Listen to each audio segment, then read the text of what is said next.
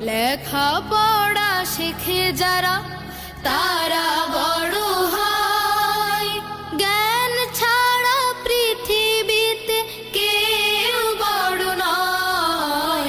খুব খুব বড়।